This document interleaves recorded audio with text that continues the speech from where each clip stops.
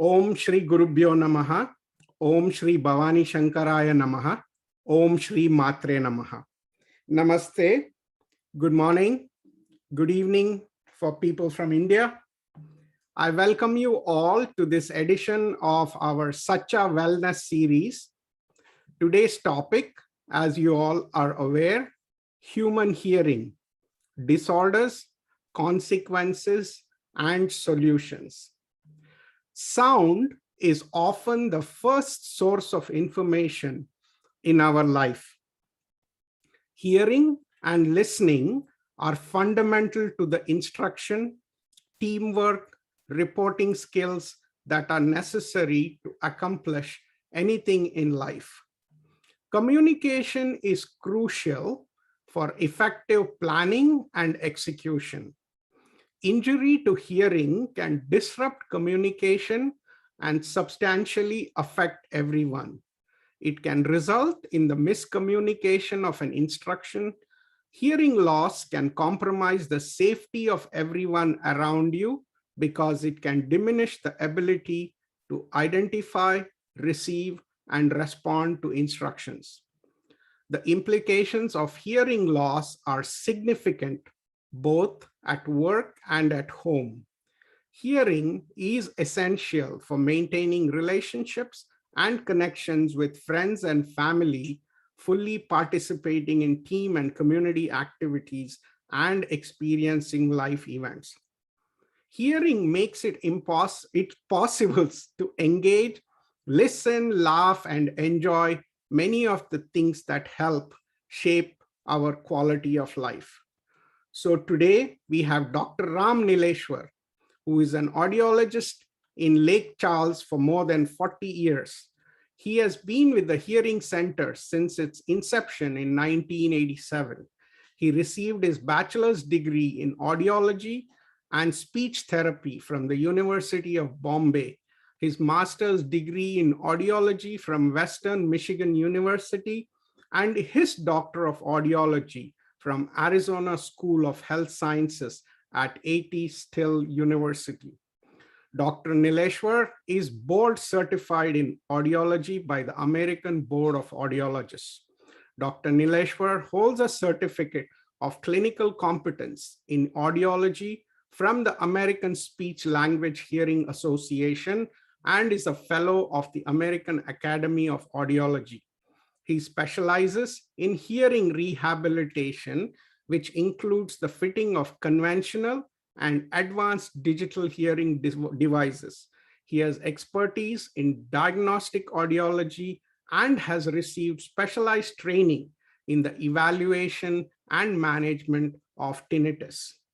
Dr. Nileshwar works closely with ear, nose, and throat physicians, along with other specialists and professionals from the medical community in Southwest Louisiana. Dr. Nileshwar is past resident of the Academy of Doctors of Audiology and also serves on the board of directors of the Louisiana Academy of Audiology. Though we share the same last name, the similarity ends there. Caring for others has been passed on by his parents, Dr. Raja Nileshwar and Vasanti Nileshwar. I hope you all remember his sister, Anjani Nileshwar Upani, who had presented during our previous session. There will be a Q&A session. You can type the question in the chat or ask during the Q&A. I'm sure you're all tired of hearing me. Now, let us listen to Dr. Ram Nileshwar. Mahesh, thank you so much for that wonderful introduction. Good morning, good afternoon, and good evening to all. And thank you for coming here to learn about hearing. Actually, Mahesh, your introduction to the faculty of hearing was everything I was going to talk about. So maybe we are done with the presentation. So anyway, it's very nice. Mahesh, thank you so much for hosting this wonderful Sacha series on wellness and everything else that you do for the community. I think we're all very grateful, and a big round of applause to Mahesh for everything that he does for the community. Thank you so much. What I'd like to do now is I'm going to share my screen. I have a brief a PowerPoint presentation that I'm going to put up on the screen. And I'll try to keep this short and sweet. I don't know about the sweet part, but certainly short. And then the sweet part is up to you to decide whether it's sweet or not. It is a topic of interest, obviously, to me, because it's my profession. But hearing is certainly a very important faculty, and we'll start the presentation now. So I'm going to share my screen. And hope you can see it here in just a moment. There we go. Can you see this now? Wonderful. Okay. So human hearing, what is the significance of hearing? As you can see, way back from the Upanishads and the Vedas, they were called the Shrutis, right? And the Shrutis were basically part of the Vedas. And let's see if I can forward this. Bear with me. There it is. That which is heard is what's called Shrutis. So all the sacred, scriptures that we have in our Hindu religion were all transferred through the sense of hearing. Speech and hearing are critical at the time. And so that's how they were transferred. So this is just a brief note that I talk about that underscores the importance of hearing. So before we actually look at the faculty of hearing, which I've said is important, we will just look at the human ear. Again, I don't intend to make a very long anatomy lesson here, but I think it's important that we understand what the ear does, and also beyond. It's not just the ear, but hearing extends way beyond the ear. So we'll just have a brief glimpse at it and then talk about the disorders of hearing, the consequences of hearing loss, and what the treatment options, management, and solutions are. So when I look in the ear, or when any physician looks in the ear, whether it's an ENT or anyone that looks in the ear, this is all you see. This is the eardrum. Of course, it doesn't look as yellow as it does on here, but that's all you can see. So, but the faculty of hearing is way beyond this. So I'm going to take let's take a brief look at the anatomy of hearing. So the ear has three parts: the outer ear, the middle ear, and the inner ear. The outer ear obviously funnels the sound into the ear canal, and then you see the eardrum called the tympanic membrane, and then the three bones here called the ossicles, which vibrate, and the sound vibrations are then transferred into the inner ear.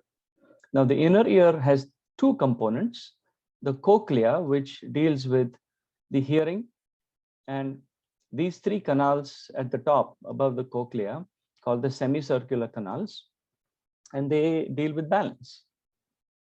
But this is just the ear. So let's look at what happens after that. When the sound vibrations are received by the inner ear then transmits those signals into the brain. Obviously, we have two. Let me go back. We have two ears here, right and left, and you'll see that each ear feeds to both sides of the brain. So the significance of what we call binaural hearing, meaning both ears working together, is important.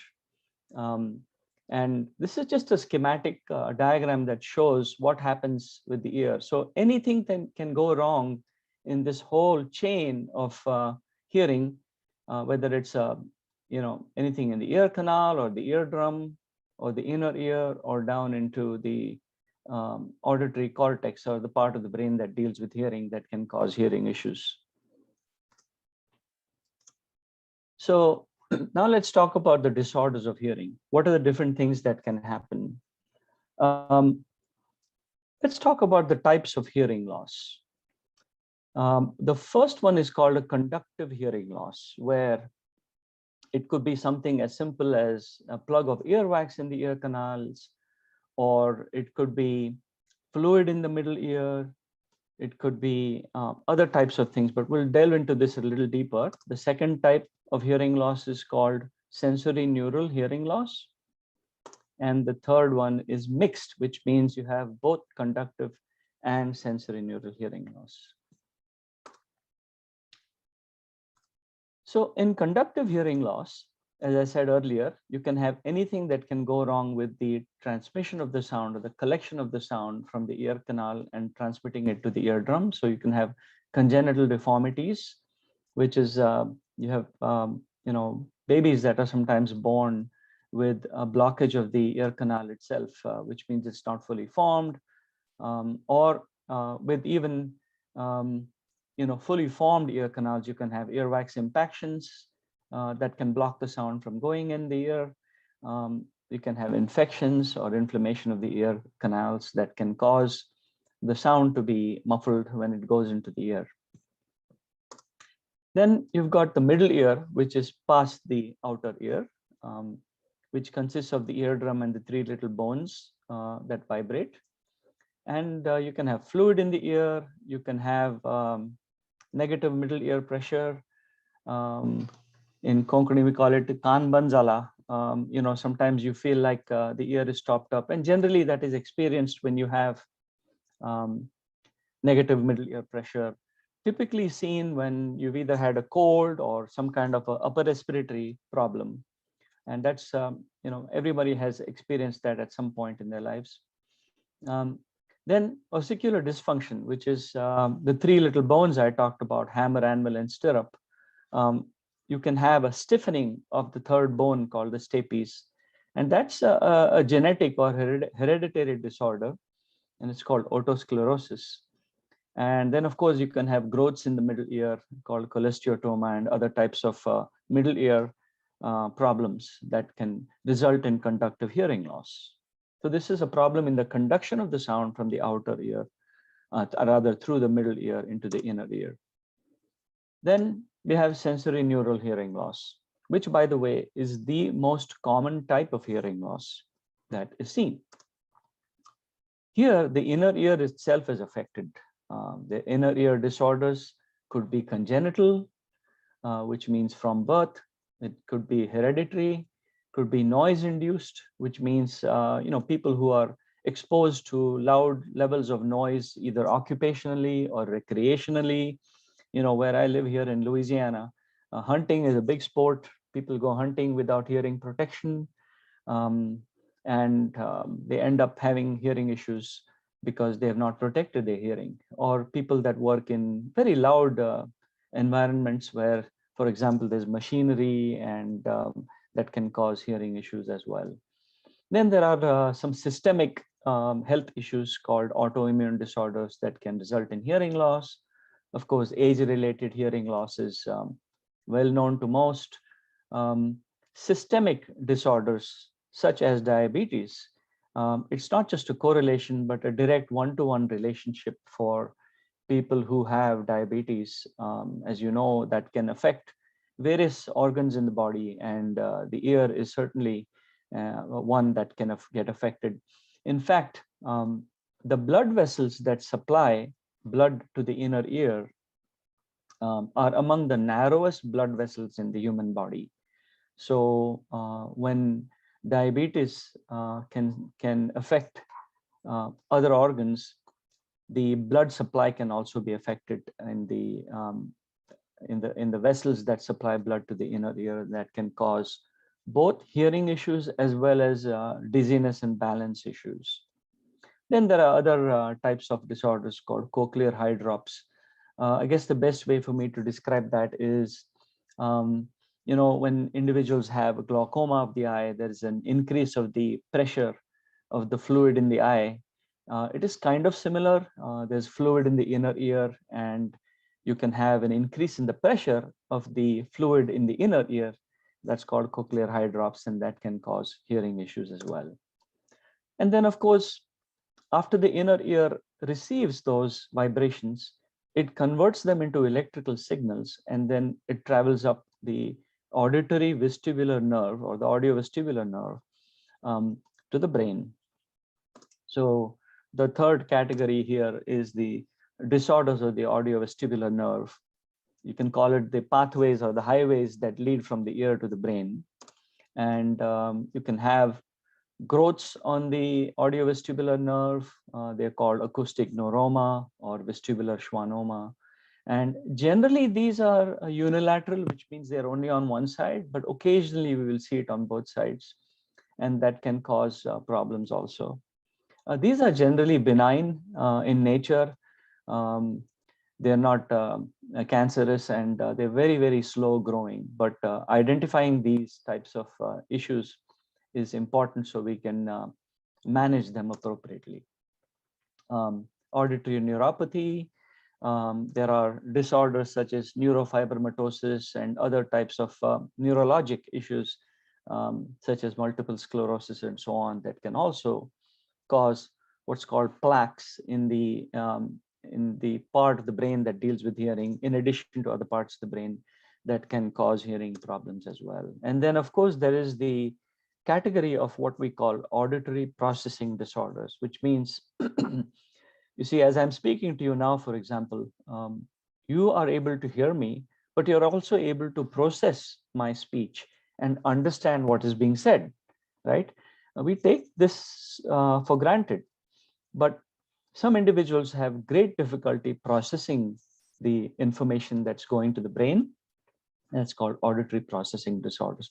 For example, if there's some background noise going on, some people have great difficulty identifying speech in the presence of noise, which, by the way, can happen even with the most common type of hearing loss called sensorineural hearing loss. But this particular auditory processing disorder I'm referring to has to do with the way the brain processes speech.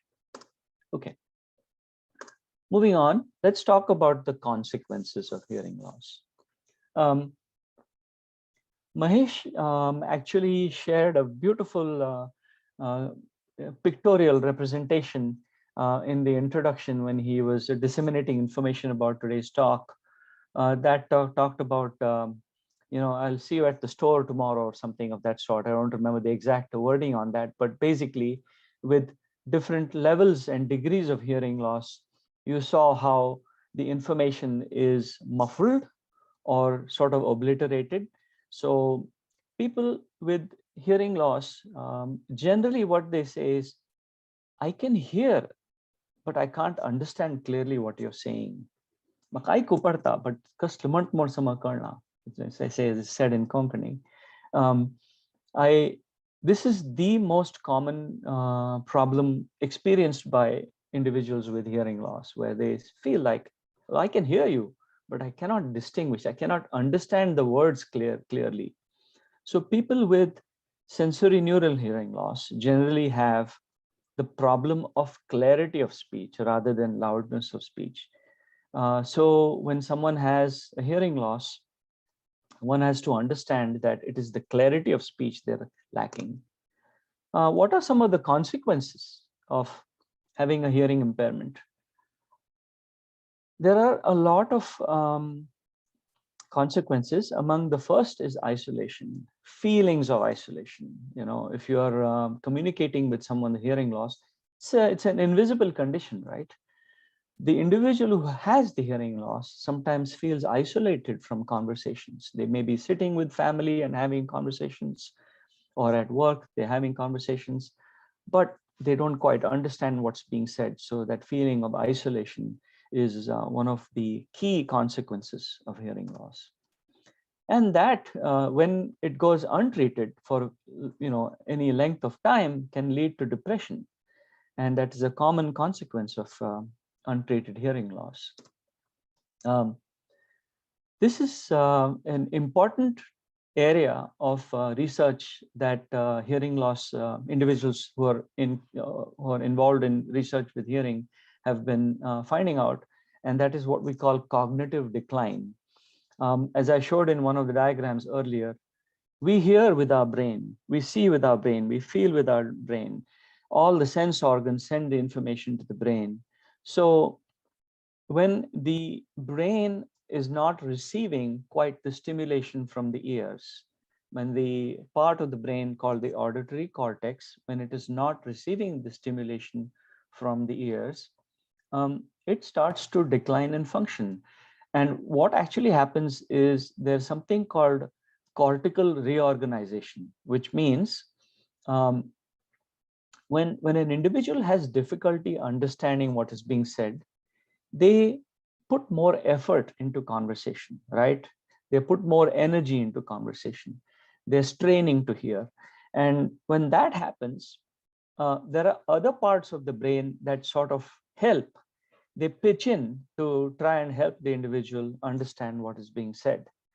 And so that results in a sort of a reorganization of the cortex. For example, individuals with hearing loss are a little more dependent on the visual cues of speech. So if someone is speaking and the person with hearing loss can actually see their face, they can pick up the cues. What we call lip reading or speech reading is very valuable to people with hearing loss. So they can fill in for what they have not heard and helps them understand. So when this is going on, there's sort of a reorganization that happens in the cortex. And that can eventually lead to cognitive decline. And that's why I think, there is ample evidence to show now that if treated in a timely manner, we can prevent some of these consequences. Risk of falls. As I showed you again in one of the diagrams earlier, the inner ear deals with two primary faculties. One is faculty of hearing, and the second is the faculty of balance. Those three semicircular canals that we looked at, which deal with balance, and we obviously have two of those organs, one on each side. They work with each other and they help with balance.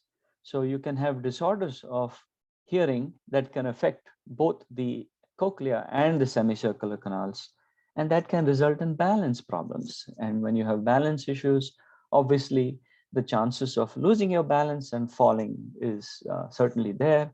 So people with hearing impairment sometimes are at higher risk for falls. So that has to be understood.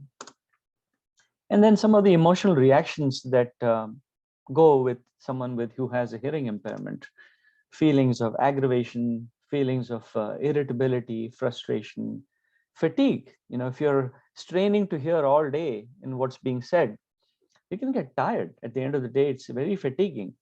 There's sometimes embarrassment. You know, you don't want to ask people to repeat themselves over and over again. So you just kind of wing it. You try to figure out what was said. You sometimes, there's like, you may smile or laugh when you're not supposed to, or vice versa. So I think this is an important emotional reaction that I think we have to understand. Of course, there's feelings of anger and sadness that also can result in from hearing loss. You know, audiologists are constantly working with individuals with hearing loss. And there are so many of my patients who have come into the office, and when they describe their issues to us as the professional dealing with hearing loss, it is very common actually to see they break down. And especially if they have come in with a child, which means they're, you know, either a parent or a child, of course, and they try to explain their problems. And this is the first time they've had an opportunity to discuss this at length with the professional. And it's not unusual for us to see the breakdown. So we always have tissue available in our offices to share with them. It's very, very gratifying actually to see that we are there to help them. And when we make a difference in their quality of hearing and therefore their quality of life, it is extremely gratifying to us as professionals dealing with hearing loss. So I think it's important to understand all of these consequences that can result from untreated hearing loss. Okay, now we'll move on to management and treatment. What are the kinds of things that can be done to manage hearing loss? Treatment options. Okay, first, let's talk about medical options. Obviously, if it's something as simple as earwax in the ear, that can be removed. And we'll talk a little bit more about this, hopefully at the Q&A session. There are earwax softeners that are available that can soften the earwax, and there are methods of removal that are very safe. We can discuss that in greater length. Then there are other disorders such as fluid in the middle ear, which a physician can prescribe medication for, and that can resolve the middle ear problem. There is a tube that runs from the back of the throat to the middle ear called the eustachian tube. And for people who have upper respiratory problems, colds, sinus problems, so on, eustachian tube sometimes can get affected. The function of the eustachian tube, which leads from the back of the throat to the middle ear, is to provide ventilation to the middle ear. So for example, when you swallow, and I'm sure most of you will try this as I say this, when you swallow, you hear a little click in your ear. And what's happening there is the eustachian tube is opening and closing, thereby allowing a little bit of air back into the middle ear space, which is behind the eardrum. And that allows for equalization of air pressure on both sides of the eardrum, and that provides ventilation. So eustachian tube dysfunction, sometimes doctors can prescribe medication to clear the eustachian tube congestion. There are other inner ear problems also sometimes, such as I mentioned to you earlier, cochlear hydrops, and certain other types of inner ear problems. Sudden hearing loss is another one, which if it occurs very suddenly, it is frequently an inner ear problem. And generally steroids are recommended for sudden hearing loss. And it is important to note that if an individual experiences sudden hearing loss in one ear or the other ear, or both ears for that matter. By the way, both ear sudden hearing loss is rare. It's generally unilateral, which means in one ear. But it is very important to note that the physician should prescribe steroids within 48 hours generally of the sudden hearing loss occurring. And unfortunately, many physicians are unaware of this. So, and many patients who suffer this sudden hearing loss are also unaware. So they may visit the doctor a week or two later, or even a month later, or even later.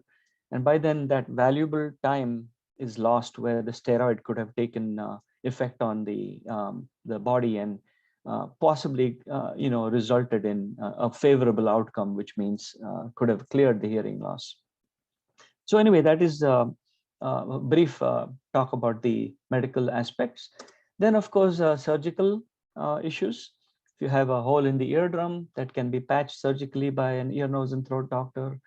They have, for example, the fluid in the ear. If that does not resolve with medication, they can put a small tube in the eardrum that drains the fluid and provides ventilation to the middle ear. So it sort of takes over the function of the eustachian tube by providing that ventilation the middle ear needs. There are other surgical treatments. For example, I mentioned earlier otosclerosis, which is a problem with the last bone. I talked about the hammer alveolar stirrup, or the stapes, the stirrup. Bone forms around it, which is generally a hereditary problem. And that bone can be removed and replaced with a titanium bone surgically, and that results, it's called a stapedectomy, that surgery, and that can result in restoration of hearing. So there are other surgical treatments also. For example, there is middle ear implants, and we'll be talking about the implants later on as well, so we can touch on that later. Then of course, for untreatable hearing losses that result in permanent consequence of hearing loss, then hearing devices are very important, and they can you can manage the ability of the individual to communicate with hearing devices, so which is hearing aids, same term that's used, hearing devices or hearing aids. And then we have the implantable devices. Bone anchored hearing aid, which is a certain type. I remember I mentioned conductive hearing loss or unilateral hearing loss. These bone anchored hearing aids are inserted in the temporal bone behind the ear, and that's a removable device. And certain individuals who have certain type of hearing loss can be candidates for the bone anchored hearing aid. So that's one type of an implantable device. And of course, the cochlear implant is certainly one that I think people have heard about. That is where individuals can no longer benefit from hearing aids, and they are then candidates for a cochlear implant. We've been working with cochlear implants in my clinic now for the last little over 2 years. Um, we are actually what's called a cochlear provider network member, and so we're able to help many people who cannot be helped with hearing aids anymore with cochlear implant. Of course, I'm not an ear, nose, and throat doctor. There are otologists who specialize in diseases of the ear, who also specialize in cochlear implant surgery. We partner with those types of physicians, and they do the surgery, but we do all the management of the hearing loss after the surgery. It's a very different way of hearing. Um, there is sort of a retraining of the mechanism of hearing that occurs with cochlear implant. So we are very, it's a very lengthy, long rehabilitation process. It can last, up to a year sometimes, but frequently, 3, 4, 6 months, they start seeing good improvement in their ability to communicate. So cochlear implant is another solution. Now, hearing devices. There are 3 categories of hearing devices. We'll spend a little bit of time on this. Extended wear, daily wear, and a brand new category called the learning hearing system. So we'll talk about all 3. This diagram that you see on the screen is actually an extended wear device. I don't know if these are available in India, but there is only one manufacturer, one company that makes this, and it's called Lyric. The way this works is there is a very small device, and the yellow seals that you see there, that's a medical grade foam, and the actual electronics is housed inside of it. And what we do is we place it carefully inside the ear canal, about 4 millimeters from the eardrum, and it resides, it stays in the ear for months at a time. It's completely invisible, so it's way down in the ear canal. 24/7 hearing, kind of like people with normal hearing have 24/7 hearing. People can use them when they're sleeping, when they shower, when they swim. Now, swimming, you cannot obviously dive into or go underwater. Of course, there's no batteries to fool with, no batteries to change, and it's a no hassles type of a solution. And it's called extended wear.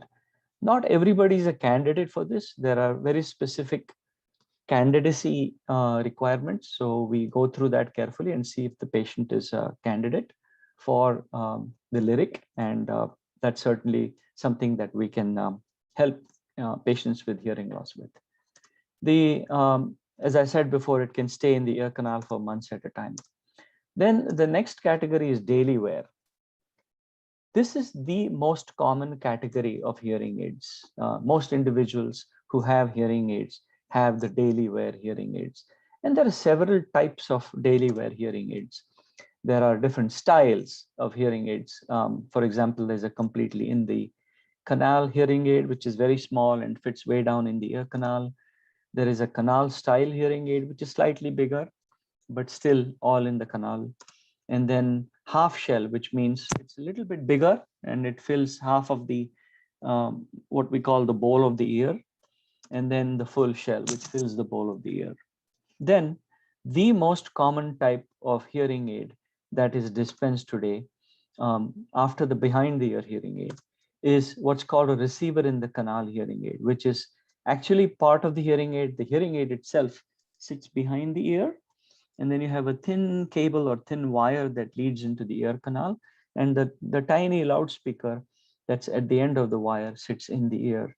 And that is one of the most common styles of hearing aids that is dispensed today for people with hearing impairment. The nice thing about today's hearing aids is that you have connectivity. So people who have hearing loss frequently have difficulty talking on the phone or hearing the TV. So now with connectivity through Bluetooth, you can connect the mobile phones, directly with the hearing aids. So people can hear phone conversations extremely well. In fact, if you think about it, we hear anything and everything around us with both ears at the same time, right? Except the phone. The phone is about the only thing we hold it to the ear. Except if we put it on speaker, then we can hear it in both ears. And that's why many people with some degree of hearing loss will put it on speaker so that they can have the advantage of hearing it with both ears. Always make a joke of this and say, Alexander Graham Bell forgot man has two ears when he invented the phone. So if you could hear the phone in both ears, people could understand phone conversations better. So with Bluetooth connectivity, they can have, very reliable and favorable conversations on the phone where they can actually understand, is what I meant to say. Then there are devices that can bring the TV, sound from the TV directly into the ear as well. So the third category is called the learning hearing system, which is a brand new category. It's been around about a year now. It is a very unique approach to hearing, which this was introduced by the founders of this company called Whisper AI. AI stands for artificial intelligence, and Whisper is the company. And Dwight Crow, CROW, and Andrew Song, SONG, they are pioneers in the area of learning hearing system. Actually, they've had a long history of working in high-tech industry. One of them actually was the inventor of the Facebook Messenger that most of us are familiar with. So, and they have about 46 Silicon Valley engineers that are working in their company now. And we have just started working with them. What they have done is they've selected only a few clinics around the country right now at this point, from what I understand, to work with them so that they can get the feedback from those of us that have been working with people with hearing loss for a long time and continually improve the product. What's unique about this is the earpieces kind of look like the receiver in the canal I was explaining earlier. So they have the small devices that go behind the ear and the thin wire with the earpieces going in the loudspeaker going in the ear. And then there is a brain, which is no bigger than, is probably half the size of a mobile phone currently. And the brain does all the processing of the speech. You see, in today's hearing aids, the behind the ear hearing aids, I'm talking about the conventional behind the ear hearing aids and receiver in the canal hearing aids. The processing requires a certain amount of room for the chip or the hardware, as well as the software. Unfortunately, because of the size of the chip in the behind the ear hearing aids, the processing speed and the processing capacity is limited.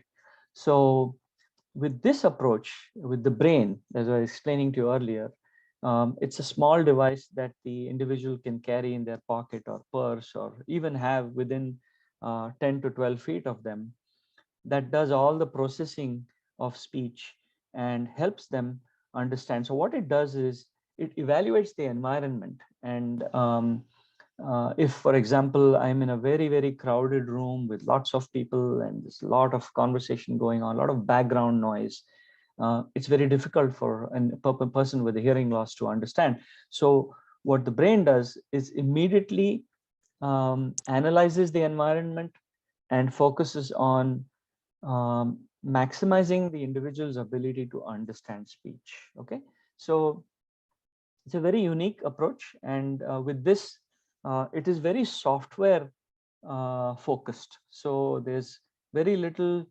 um, I guess, focus on the actual hardware, because the hardware and the software is constantly updated. So it's kind of like a subscription to better hearing.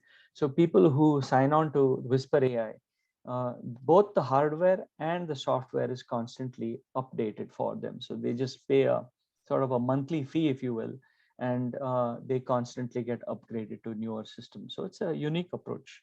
It's very interesting. I was talking to one of the founders, Dwight Crow, and he says their goal is to make a Whisper AI the #1 hearing aid company in the world within 10 years. So, of course, that remains to be seen, but they certainly have both the knowledge base, which is the know-how and the engineering behind it, as well as the capital. Sequoia Capital is a huge venture capital group that has a tremendous amount of backing that this company has from Sequoia. So it remains to be seen how far this is going to go. Okay, let's move on. Okay, then there are hearing aid accessories. As I mentioned to you before, the hearing aid is one thing, but there are things that can be done to enhance the individual's experience. There are remote controls.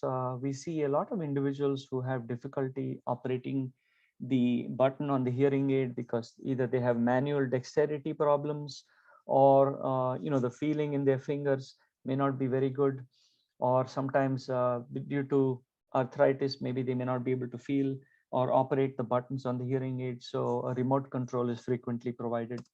A remote microphone for people who have very severe degrees of hearing loss. There is a remote microphone, which, for example, the speaker, the individual, for example, a spouse or a child, can wear, and the speaker's voice is then sent directly into the hearing aids. So it's a remote microphone. TV streaming device, as I mentioned earlier, you can have a small device that's connected to the TV that sends the sound directly to the hearing aids. Roger technology. This is a very interesting technology. It is almost like a FM radio. In an FM radio, you have a radio station that's transmitting, and then you've got the radio receiver. So it's similar technology, but it's very highly sophisticated in groups. For example, they have a small Roger transmitter that can be placed on a table at a conference, for example, or a speaker can wear it, and it sends the sound directly into the individual's hearing aids. They even have now introduced something called the Roger On. Looks like a small device, no longer than about this, and that the individual can hold in their hand or put in their pocket, and that enhances the individual's ability to hear. So there's all kinds of accessories such as these that can add to the quality of hearing beyond the hearing aids. Remember, this is very important. This is what I tell my patients all the time. Your hearing loss is more noticeable to others than a hearing aid is, right? So if a person understands the importance of doing something about your hearing, the actual visibility of the hearing aid is not of consequence. It is more visible to the individual wearing the hearing aid psychologically than it is to others. So having a very positive attitude towards addressing your hearing needs is very important, and it goes a long way.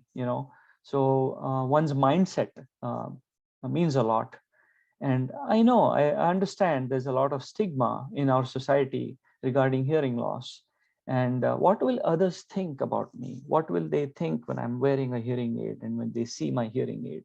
These are very natural reactions and natural things that go through a person's mind when they're considering addressing their hearing aids or their hearing issues. But I think if you have a very positive, if I have a vision problem, I wear glasses. So if I have a hearing issue, I wear hearing aids. So if you have that attitude, I think more people will understand. And it is unfortunate that society has been seeing hearing issues, at least traditionally in the past, historically. But I think there's been a very positive approach now that I'm seeing, that people are addressing their hearing issues now more than they did before. So that's good. Okay, now this is an area I would like to spend just a little bit of time on. I know our talk today was on hearing, but I would like to say a few words about tinnitus. What is tinnitus? Tinnitus is the perception of a sound in the ear or the head without a corresponding external sound, which means the sound is inside, but it's not caused by something outside, And generally, it is a high-pitched ringing that the individual experiences. There are other types of tinnitus as well. For example, some people hear crickets, sounds of crickets, or that type of sound that they're constantly hearing. And there are, some people hear a buzzing, some people hear, they have described tinnitus in a variety of ways to me. But tinnitus, again, is a sound inside the ears or inside the head. And basically, it is not something that is coming from outside. Mahesh, you'll have to remind me as to where we are on time. I think I'm ready to wrap this up when you are. But I will say that it is normal to hear very high-pitched sound in a very quiet room, even for people with normal hearing. Okay, where are we on time? Are we good with time, Mahesh? Okay, good. So unless it is bothersome or intrusive, you really don't need to worry about it. Millions and millions of people who have tinnitus, they live with it and they get used to it and it doesn't bother them. It's only in very, very quiet situations when they are about to go to sleep, when everything is really quiet, they hear it. There are sometimes very simple ways of addressing this. Most of the time, it is not a medically curable issue, but it is manageable. It is certainly something that can be managed where it is not bothersome. So we evaluate, as hearing care professionals that specialize in tinnitus, we also work with individuals with tinnitus and help them manage their tinnitus. The various ways of dealing with tinnitus. Some of the simplest ways, for example, is when you go to bed. For individuals who notice the tinnitus more when they are going to bed, they will leave either the fan on or they have these machines that have white noise, and they are able to mask the tinnitus so that it's not bothersome to them. They have identified certain types of sounds that are very pleasing. For example, water-based sounds, which means the sound of a brook or a river running, waterfalls, the surf, rain. These types of water-based sounds are supposed to be very soothing and are helpful in helping individuals with tinnitus. So there are machines available these days, and even you can use your mobile and you can download these. There are apps you can download for tinnitus that have these sounds. So it is certainly an area that requires more attention, and there are, I think, audiologists who need, in my opinion, need to work on this so they can help people with hearing, with tinnitus issues. Then, of course, the area of dizziness and balance. I know that you recently had a whole wellness webinar on Zoom meeting on balance, and it is an area that audiologists, physical therapists or physiotherapists, and neurologists and other physicians, there's an area of overlap, and we work together as a team to help people with dizziness and balance. One of the most common issues with dizziness is what's called benign paroxysmal positional vertigo. It's very long. In short, it's called BPPV. And there are some calcium carbonate crystals in the inner ear, in those semicircular canals I talked about in the part of the inner ear that deals with balance. And those calcium carbonate crystals will get sort of moved out of place sometimes. And when the person is laying down in bed, or when they get up out of bed, sometimes or there's a dizziness experience. Everything spins, but only for a short while, and then it goes away. And that's a very common problem, and that can be very easily treated even without medication.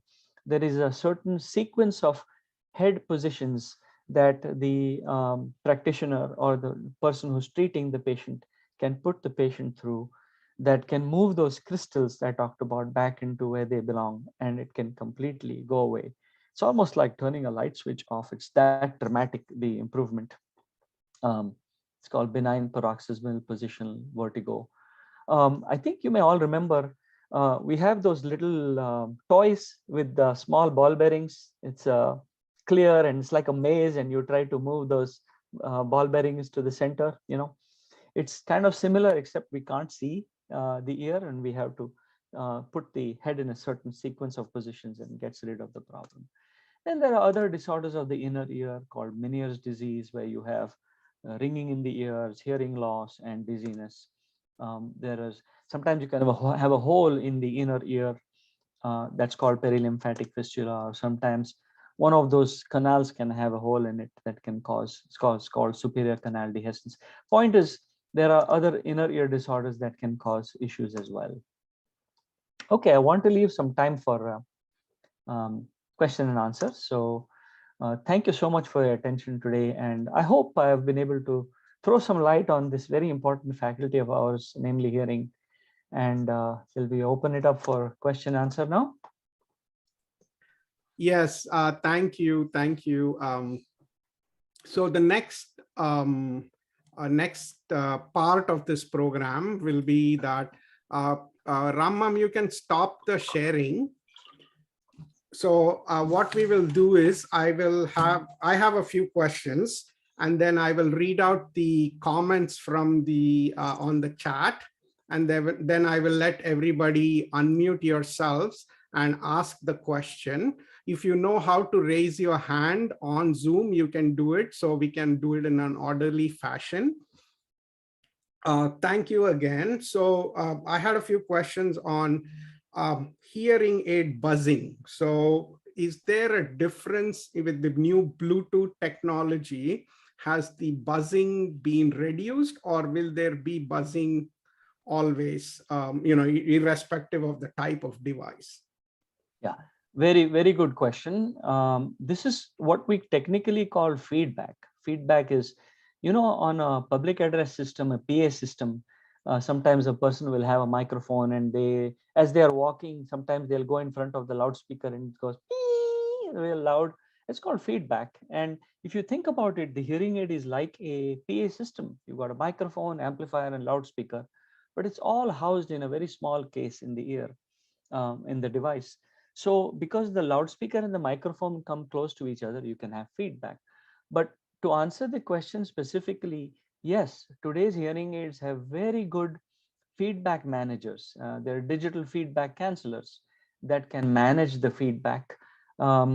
If you talk to your audiologist, they can address this the vast majority of the time. Sometimes they just addressing the seal in the ear where the loudspeaker is in the ear, and providing a better acoustic seal, a sound seal, can reduce the feedback. But yes, there are very good ways of addressing feedback today. Good question. Thank you. The next question is about the cleaning solutions. We generally back home use pins, hairpins, safety pins, and all kinds of metal devices that you did not cover. So I was kind of concerned if there are any advanced pins and safety pins that you suggest for people back home or here. We tend to get scared of the cotton swabs, but we don't hesitate in using a hairpin or a safety pin. Yeah, it's a very, very good question. So here in the United States, there is a very common saying. They say, you should not stick anything smaller than your elbow in your ear. So think about it. Q-tips, pins, those kinds of things are not safe, because when you, when you try to clean, it's very commonly used, those Q-tips and ear swabs. They are commonly used by people to clean the ear. But what happens is, over a period of time, it can actually push the wax further into the ear, and it causes an impaction of wax. So using anything such as Q-tips or bobby pins, or some people use a key, the end of a key. Please don't do anything like that. If you want, I can talk a little bit about what can be done. Mineral oil, plain mineral oil. You don't even have to heat it, just plain mineral oil. If you put a few drops of mineral oil in the ear canal, once or twice a week, just before going to bed, about maybe 3 drops in each ear, will help keep the earwax soft enough to, when you're taking a shower, a little bit of water goes in the ear and washes it out. Now, if you happen to already have a lot of wax and it's really hard in the ear, then of course people use hydrogen peroxide and such, and it really breaks down the wax, and then they can wash it out. The important thing here is, if you have a history of either eardrum rupture, or there's a hole in the eardrum, or a middle ear infection or anything like that, it's better you see a physician and have them treat this, because you don't want to put anything in your ear when you have a pathway of stuff going past the eardrum into the middle ear, right?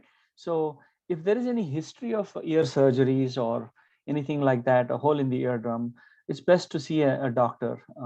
Otherwise, just ordinary mineral oil will soften it, and frequently that addresses the problem. My final question is, this question is purely from a friend. Okay, I'm asking for a friend who's been married for 30 years, has 3 kids and a dog. He can listen to all of them except his wife. Is there any cure for that? He says he can't hear her only. So I hope that's a joke, but otherwise this person is in great trouble. Thank you so much. Yes. I was just going to say, I have said this in one of my WhatsApp groups. I said I can fix the ears, but I can't fix what's in between them. Right?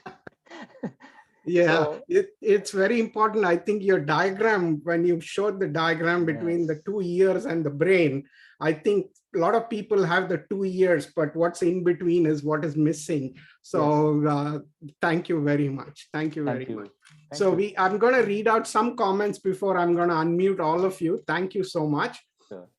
So Mridula Kalambi says, excellent presentation, educative. What would be the advice for younger generation who use earphones or headphones all the time? Very good question. So I think the important thing here is, when they're listening to music through the earphones, if they have trouble hearing conversation, or if the others can hear the music that they're listening to, it's too loud.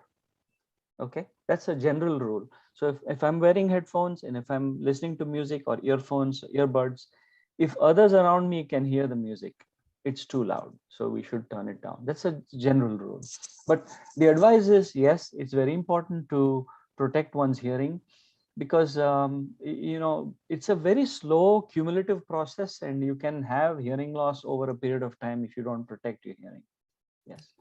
Next one is from Sunila. Thank you, Dr. Nileshwar. Very informative. Can you share an email address for us to stay in touch with questions? Certainly. And I'm going to type that in the chat, and happy to entertain any questions. More than welcome to rnileshwar@hotmail.com. I have put that on the chat as well. Nandan Samnal says, congratulations on being part of history in the making, participating in development of learning hearing systems. Kudos. Thank you. Thank you so much. Thank you, Nandan. Kishore Rao says, most interesting. I'm sure many of us seniors will find a personal interest in this. I think he's talking about the technology. Yes. Shanta Chikarmani says, excellent presentation. Thank you, Dr. Nileshwar and Mahesh. Basu Gantoti says, I enjoyed your talk very much. Thank you. Sudhir Golikeri Mam says, excellent presentation. Speaking from personal experience, I've found Dr. Nileshwar to be one of the finest and most caring audiologists. So thank you. Very kind of you. Thank you so much. So I'm going to look for questions. Yeah, please do that. How do you address the Eustachian blockage? Very good. So Eustachian tube blockage is frequently decongestants will help. Of course, please talk to your physician, because if you have high blood pressure, sometimes the decongestants can have a negative effect on your BP. So it's a good idea to discuss this with your physician before you take any decongestants. But there are certain types of decongestants that will open up the eustachian tube. There is a very interesting device called Eustachi, EUSTACHI. It's rather expensive. Here in the US, it's about $60. And there's a way you can, for example, if the right ear is blocked with the eustachian tube, I would close my left nostril, put the eustachi in my right nostril, and there's a button I can press and swallow at the same time I'm pressing the button, and that clears up the eustachian tube. But before you resort to any of these types of devices, using decongestants, mild decongestants may help. Sometimes there's a procedure called the Valsalva procedure, which is you hold the nose, you pinch your nose, close your mouth, and blow, just gently blow. And that will allow air into the middle ear. And that sometimes is very helpful. Don't do that if you happen to have a very severe infection, because you don't want to blow infection into the middle ear from the throat. But if it's not infected, you can do that. Good question. Thank you. Next question is from a stranger, Anjani Nileshwar Uponi. She says, do you suggest regular hearing checkups like routine eye and dental checkups? Very, very good question. So in the United States, there is something called Medicare, which is sort of an insurance for all type of thing for people over 65 years of age. As welcome to Medicare examination, they are required to do a hearing test. So to be honest with you, I think anyone and everyone, just like an eye exam, should have a hearing exam, sort of get a baseline as to where you are, so that in the future, if there is any hearing issues, you'll have something to refer to. So it's a very good question indeed. Next question is from Krishna Chandawar. My question is whether the tinnitus could be due to perforation of the eardrum. If so, what can be done? Yeah. So any problem with the ears, any problem, whatever it may be, sometimes even impacted earwax or a hole in the eardrum, as Krishna says, you can, that alters the signal going from the ear to the brain, you see. And tinnitus is basically a reaction of the brain to a change in whatever's coming from the ears to the brain.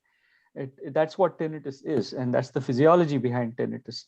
But to specifically answer that question, the eardrum, if it's a small hole, that can be surgically patched, and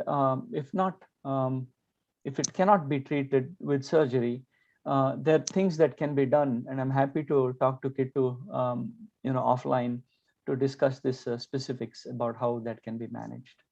Good question. I asked the next question. Would you recommend having ear waxing? Ear waxing, is that candling maybe? Is that what maybe Thai is asking about? Because I know I saw somebody mention ear candling. So yeah. Okay. I understand there is no cure available for tinnitus. Is that correct? From M. Kapadia. Yeah, so I want to address the ear waxing or ear candling issue. There is something called ear candling that is commonly practiced, where they put a candle in the ear and light it up and it pulls the, please don't try things like that. That is not a mainstream way of addressing removing the earwax, and I would not recommend that. But coming back to the understanding cure for tinnitus. That is correct. There is no cure, but I want to be very specific about what this means.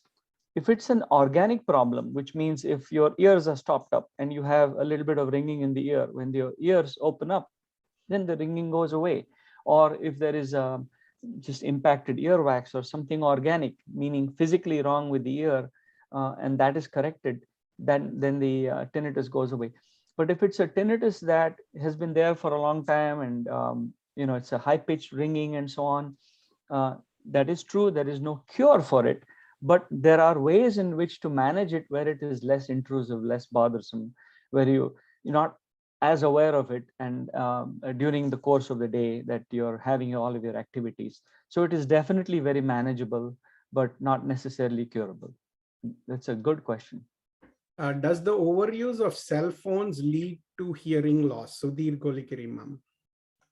Very good question, Sudhir. So, the maximum output, which is like the ceiling of a room, when the sound is amplified, there is a maximum output, with some of these cell phones, the maximum output is pretty loud. So if you turn the volume up all the way and you're on the phone a lot, uh, that can, especially if it's on the phone a lot, or that can sometimes lead to ringing in the ears, but it may not necessarily lead to hearing loss. I've had some patients though who have had sudden hearing loss due to a loud sound from the cell phone. So that is usually occasional. It is not very common though. Hope I was able Next to answer question that is, question. which ones are good, headphones or earphones? Shivdas Pai. Very good question. So either one will work. In matter of comfort and the quality of the music that you're going to listen to. The more the seal there is, and you can have that, like the earbuds I'm using have a good seal in my ears, that I can hear the full range of frequencies. As long as it's not turned up very loud, I think you should be fine with either. It's a matter of comfort, really. The personal preference, correct. Does homeopathy help in treatment of problems arising in hearing, especially for tinnitus? Naganand Nileshwar. It's a very good question. All these questions are awesome. I don't want to touch that question with a 10-foot pole because only because homeopathy has definitely great benefits for a variety of things. I personally have not seen that either yes or no, meaning whether it has positive effect or negative effects. I have not personally seen that. That doesn't mean it does not work, but there may be some medications, homeopathic medications, that might resolve. And by the way, a lot of these medications also have what's called placebo effect, which is I can give you something and say that's going. In fact, there is something called riboflavonoids that are available in the stores here, and some physicians will write prescriptions for that. There is no scientific evidence to show that it works, but hey, a good 20-30% of the people actually find benefit from it. So be it. If it helps them, that's wonderful. Can hearing aids help tinnitus? Very good. This is one of the best questions. So when there is a hearing loss, okay, when you provide more stimulation from the ear to the brain, that resolves the tinnitus. It doesn't cure it, but it completely masks the tinnitus. And people who have tinnitus and hearing loss, both, if they address the hearing loss with hearing aids, that can resolve the tinnitus issue. Next question is from, is it necessary to wear earplugs while swimming? From Ravikiran Nileshwar. Not necessary. It is not really necessary. Would be necessary if you had ear issues, meaning if you had an ear infection or eardrum problem or something, but generally it's not a need for it. Now, some people wear them if just to keep water from going in their ears. Some people don't like the feeling of water going in the ears. So it's not a necessity, but for people who have problems with their ears, it's a good idea. I know that there is one or two individuals who have raised their hand also, Sarang. Can we hear better if we look at a person's mouth as opposed not to looking at someone's face? Indeed. From Cliff. Indeed. Very good question. So as you have hearing impairment, you tend to depend more on the visual cues of speech, as I said earlier. So yes, you can. So for relatives of someone who has hearing loss, it is important for us as relatives to understand that, hey, if I'm talking to someone with a hearing impairment, please make my face more visible to them. Don't talk when I'm walking away, or if they're walking away, be mindful that you're able to have them see your face when you're talking to them. Try to avoid speaking to them when there's loud noises around. If they're washing their hands in the sink and you're trying to talk to them from behind, sometimes it's difficult for them to understand what's being said. So just being kind of aware of these types of things. Don't speak in competition with other noises. And one of the worst things that one can do is to talk very loudly. That I do not recommend that. The best way to address this is to come closer to the individual with the hearing loss and speak in a normal tone of voice, but a little bit slower. So don't speak 100 miles an hour. Just slow down your rate of speech, and that makes a huge difference for the person with the hearing loss.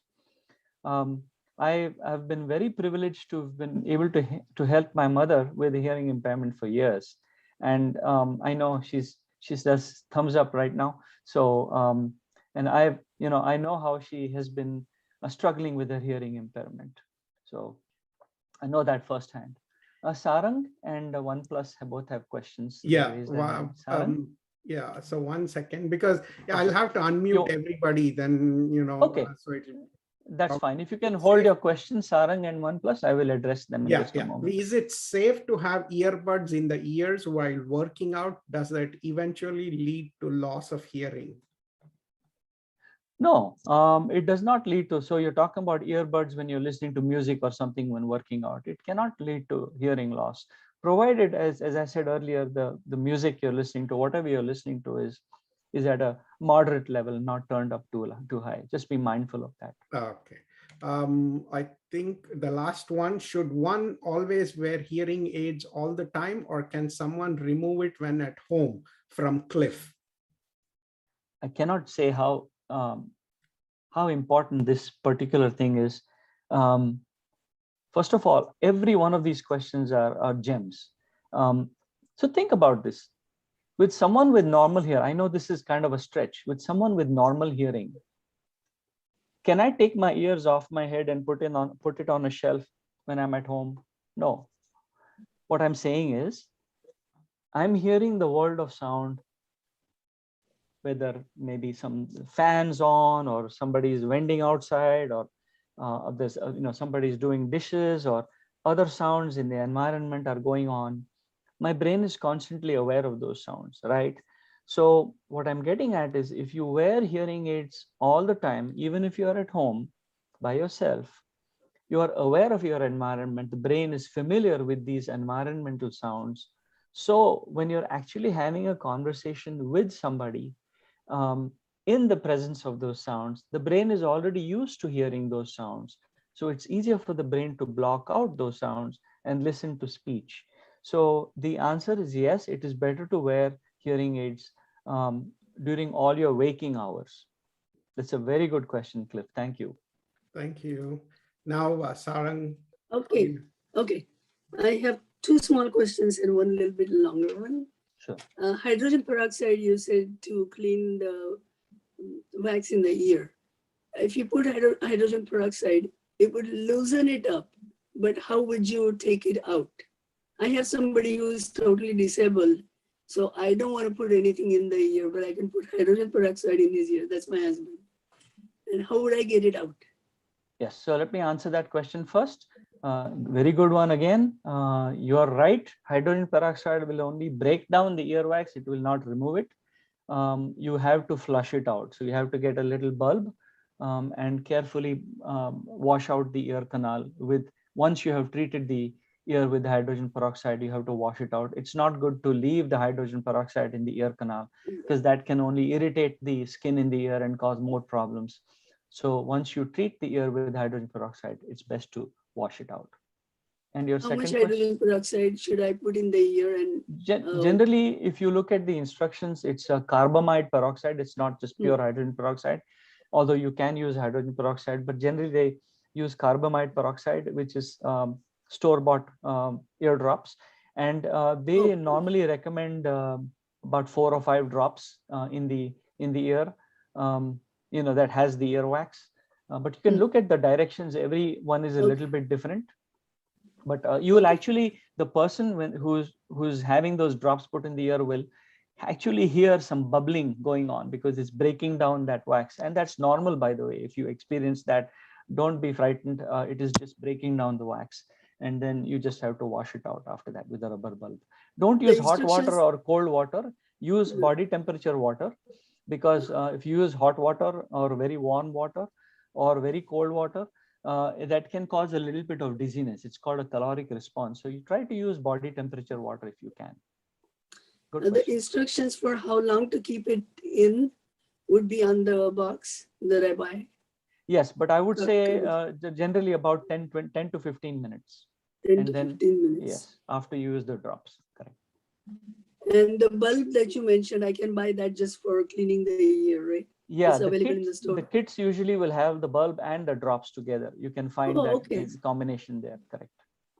Okay, that's But you first know, question. Second question is, as I mentioned earlier, plain mineral oil, just plain baby oil is what we call it. Just using 2 to 3 drops of baby oil once a week in each ear will keep the wax soft enough and it will not build up near as much. So but using how would baby it oil, come out? well, How would it come out? if you use only 2 to 3 drops once a week, you don't need to worry about it, you see, and you put it only 2 or 3 drops in each ear canal. You know, when you're taking a shower and stuff like that, it will come out on its own. You don't need to worry about 2 to 3 drops, only once a week though, you see, not every day. So you should be fine with that. Yes. But again, that person is totally disabled, so he can't clean his ears either or taking a shower. So I would have to do it for him. You would have to do it. In which case, what you're suggesting is the kit to clean the ear is the thing for me to do, because he can't do it himself. Sarang, the first step is to be sure that the person has wax. I know that's the assumption, but if you had a way of looking in the ear canal to see if there was a lot of wax, then do the needful. Don't use hydrogen peroxide if there isn't a buildup of wax. Okay? Okay. Thank you. Now I have a couple of questions though. I already mentioned. Can neti that we do for cleaning your sinuses, is there a warning there that says the water can go towards your ear? Can it cause ear problem? No, generally not. So unless you have a nasopharyngeal problem or if you have a medical problem that has previously been identified, neti is perfectly fine. In fact, people who have allergy problems, when you do the neti, it really is very, very beneficial. Be sure that you use good water, clean water, distilled water. Don't use tap water. Sometimes that can cause issues. So it's a good question, and it should be fine to do it. Correct. Okay, one more last question. Sure. You mentioned something about the opening from your inner ear to the eustachian tube to keep the air balance. Maybe I'm not using the right words, but I have had dizziness and imbalance for a long time now. The pressure was checked in the inner ear at that time, and then the ENT guy said there was nothing wrong. It was balanced, but the dizziness hasn't gone. But I do have, like, this might not be a question for you. I have a multimodular goiter, which means it's a growth inside the throat. Yes. Could that be causing the air from going from my throat to my right ear? It's on the right side. Very good question. Sometimes if that is blocking the eustachian tube, you can have problems with that. But that may not be the cause of your dizziness. There could be other things. And I'm happy to address this one-on-one with you offline. I've shared my email address. And that was Nileshwar at hotmail.com. At hotmail.com. Yes. Okay, I will write to you. I don't want to bore everybody. Very good question. Thank you very much. Sure. Okay. You're welcome. That's what I'm here for. Yeah, you can ask Mom now. Yeah, Ram, this 1 + 60 is Kishore Nileshwar. Oh, yes, Kishore. Yes. Yeah, I have a question related to something you probably already touched upon. That's the growth in the middle ear. This is specifically related to glomus. If somebody has glomus in the ear, then can it affect the eyesight over a period of time? No, generally, to my knowledge, it does not affect eyesight.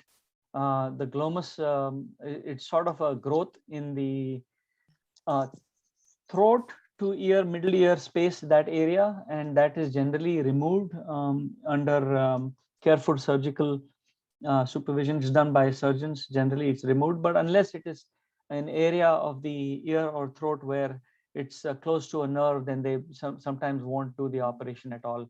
But that will not lead to any vision issues, to my knowledge. No. So a corollary to that is if the glomus is left unattended without surgery, then would that cause some problems to crop up over a period of time? What's your experience on that? So again, you know, I'm not a physician, so I don't want to get into the area of that. A physician would say, hey, Ram, you're an audiologist. How dare you talk about my area of expertise, right? So to that extent, I would defer that to a physician. But Kishore and I would love to discuss this with you one-on-one offline. we'll certainly do that and see what if you or somebody else is experiencing this, it has to be addressed. Absolutely. Okay, thank you so much, Ramu. It's You're been welcome. a pleasure listening to you, and Likewise. God bless you. Thank you. Thank you. Thank you. So now what I'm going to do is I'm going to let everybody unmute yourself and talk or ask questions, but I'm going to stop recording so that, we have a YouTube channel where we will be putting this up. So people who are back home in India, it's late now. If you want to go back to sleep and watch it again tomorrow or later, we will send you the link.